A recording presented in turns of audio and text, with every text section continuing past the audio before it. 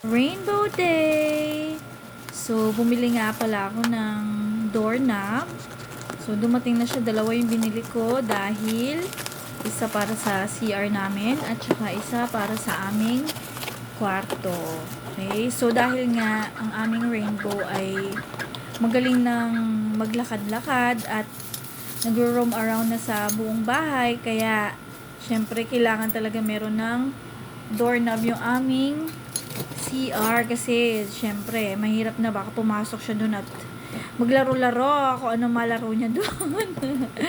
Ayan, so binuksan na nga natin ang ating doorknob. So syempre kailangan kumpleto ang bawat parts ng doorknob. Okay, so dapat walang mawawalang kahit isa. At syempre yung dati nating doorknob, ito yung sa kwarto natin. Kwarto namin pala. Ayan, kasi one time, gabi, papasok na kami ni Rainbow, hindi ko siya mabuksan. So, sinira ko na lang yung finors ko siya. Kaya kailangan ng palitan. So, ayan na nga. So, tinanggal ko muna yung luma. Okay, so gagamitan natin yan nito. Okay, parang key siya para doon.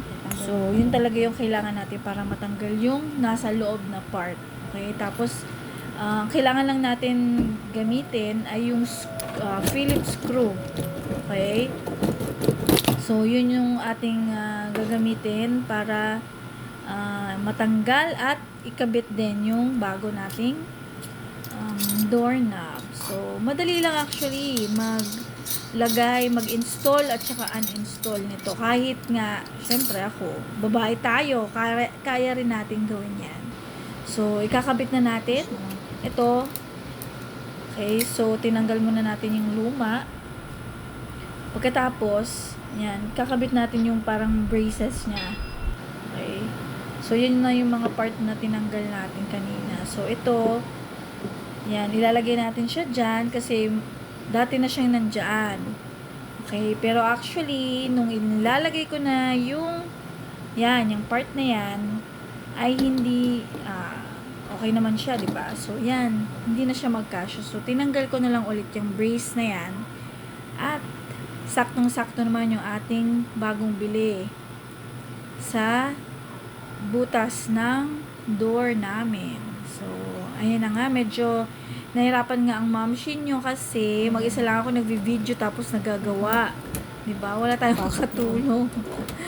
Ganyan talaga mga moms. Kailangan natin ng diskarte. So, ito, yung kailangan natin i-push yung nasa labas para kailangan pumitik para alam natin na pasok talaga ito. Yung part na yan. Okay? So, tapos ilalak na natin siya dito sa kabilang part, dun sa loob na part. Okay? So, napakadali lang talaga niya i-install. So, ayan po, matatapos na tayo dito. At goods na goods naman siya. Okay, maganda. Siguro wala pang 100 pesos itong bili ko dito. Okay, dun sa isa. Kaya, ayan. Tapos na po. Thank you for watching.